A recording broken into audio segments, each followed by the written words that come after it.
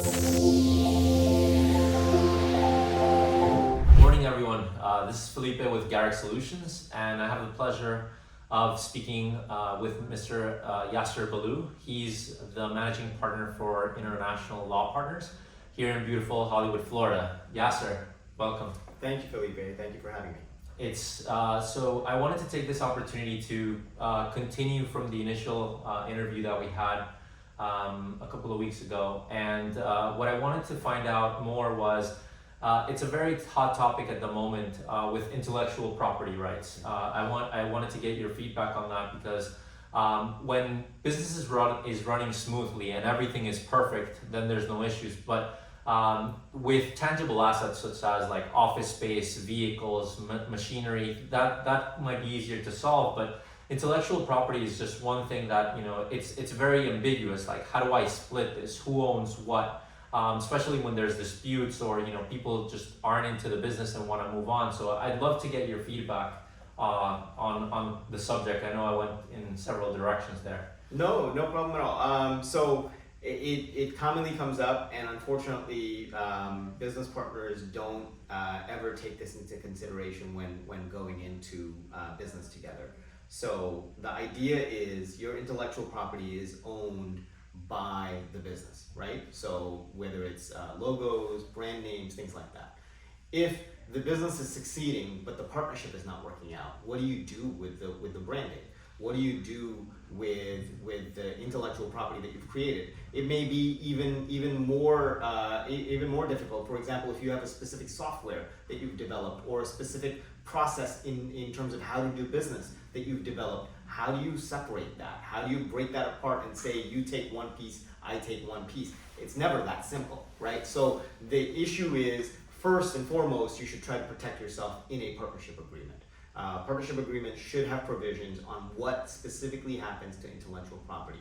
Most partnership agreements are boilerplate and they don't think about that provision. So what they do is they say all property will be divided, all remaining property will be divided amongst the partners. But the problem is that you can't divide this property that easily. So what do? And that's where the situation comes up, right? My recommendation is always to set it up so that it does one of two things. One, the default should be dissolution, and so you're attempting to sell the intellectual property to the highest bidder over a certain process, whatever that intellectual property is, right? The business people would know better than an attorney could advise in terms of, okay, this software could sell with 6 months time, or this branding has no value and will never have any value, and so we don't care about that. The business people could tell you that, but what the attorney needs to set up is what happens. So the first step would be dissolution. Try to sell it. If you can sell it, that's your easiest way out.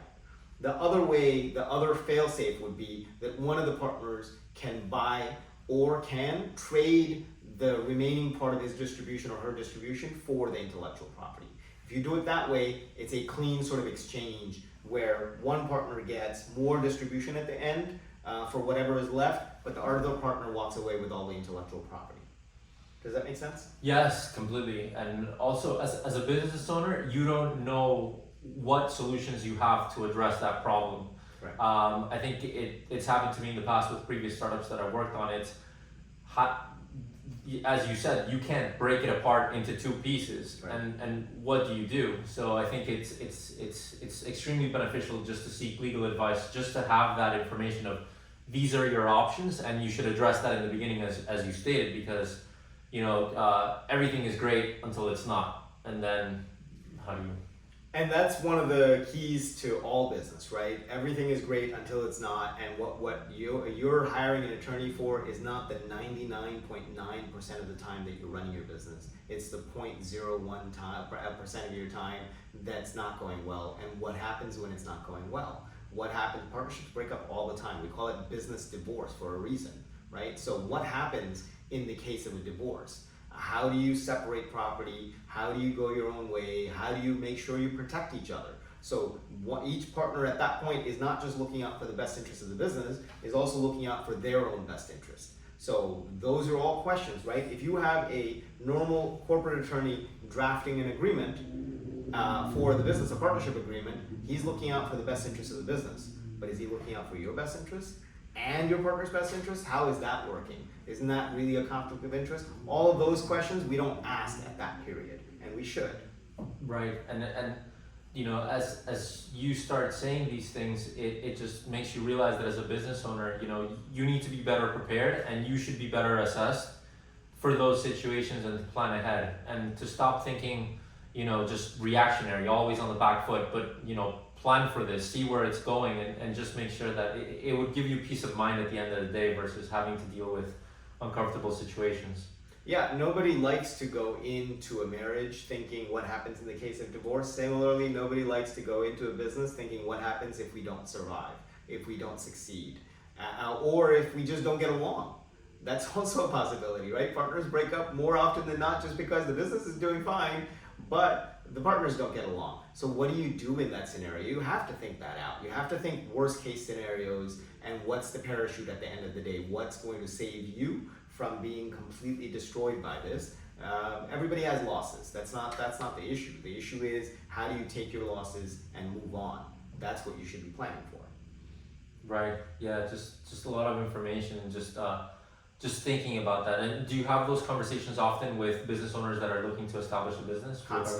Constantly. I had recently a business owner started a small restaurant with a partner, and then unfortunately the other partner did something that triggered my client, and he started looking into more and more and realized a lot of things were wrong. There were several red flags, and he hadn't had that conversation. So when he came to see me, I'm his counsel, not the business's, and I'm advising him through all of these things and saying, okay, these are true red flags, these are not true red flags. Let's try to fix these before it gets worse. And if we can, we can. If we can't, then what's the out? What's the solution? And I'm looking at their partnership agreement that they've drafted and all of these things to see how we can help them.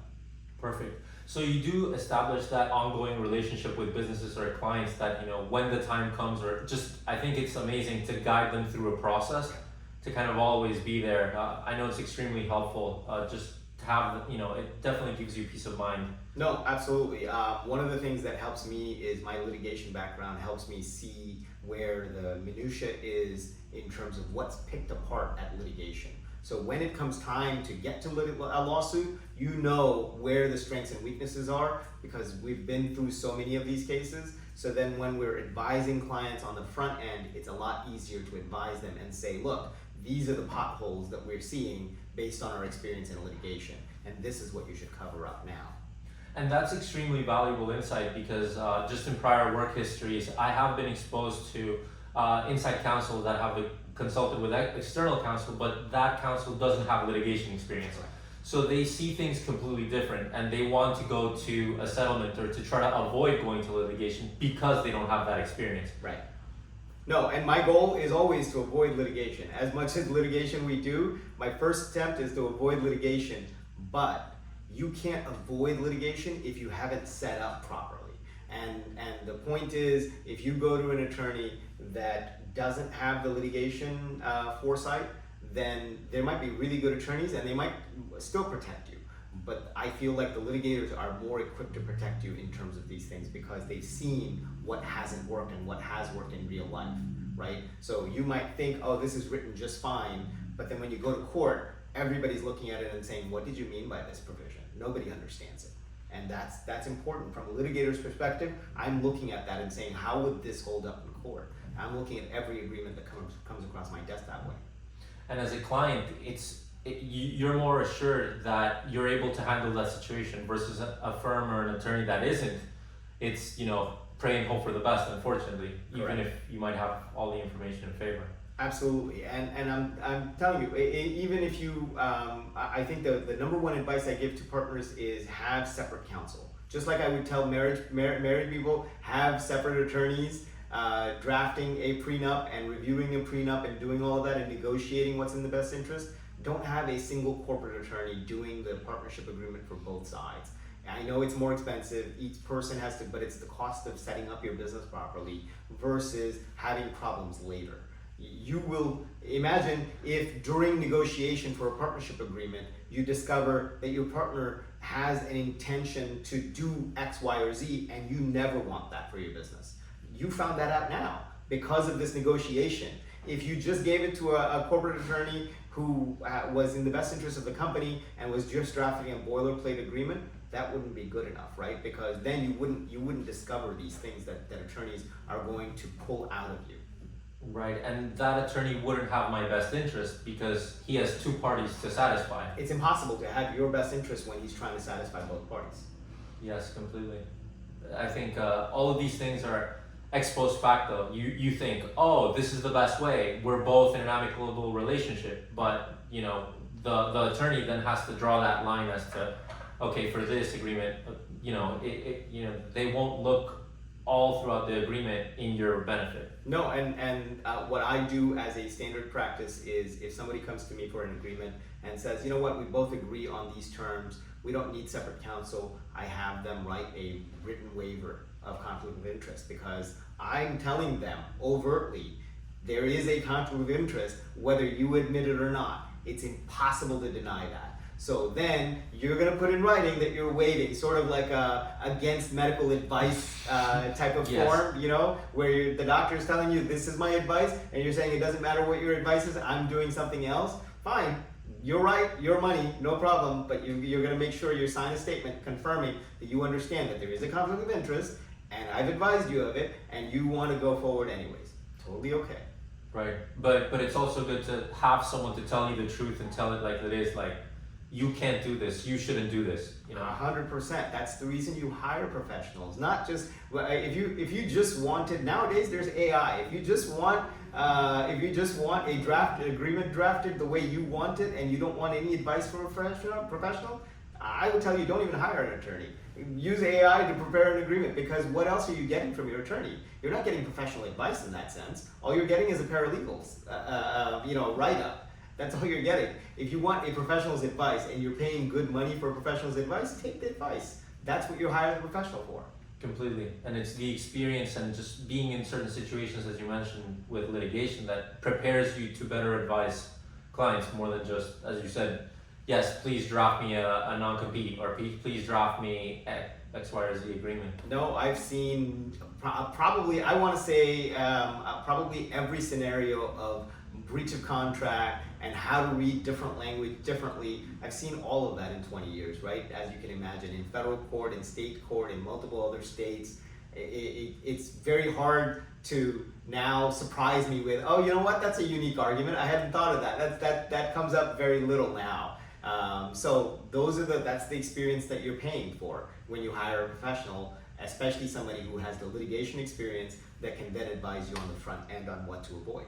That's wonderful. Thank you for highlighting that. It's such a pleasure to speak with you, to get more insights as a business owner, just because you shed a lot of light to things that we don't think about. And just to recall our previous conversation where you said, you know, make it as part of your list, that is a requirement to speak with a legal professional to be better advised as you're running your business. I think, look, somebody like, for example, Felipe, who can help you with your processes, an accountant and an attorney should always be on your list in terms of who to hire and where to go from when you're starting a business. Because if you put the right things into place, it's going to be a long-lasting venture, and it's going to be successful regardless of everything else. It's going to have to be successful because you've already put these several things into place. But if you don't take the time and the effort to do that, then it's unfortunately you're gonna muddle your way through, and you may succeed nevertheless. But a lot of times what happens is one of these three things will get you caught in a bad situation. And so that's what I always advise people to avoid.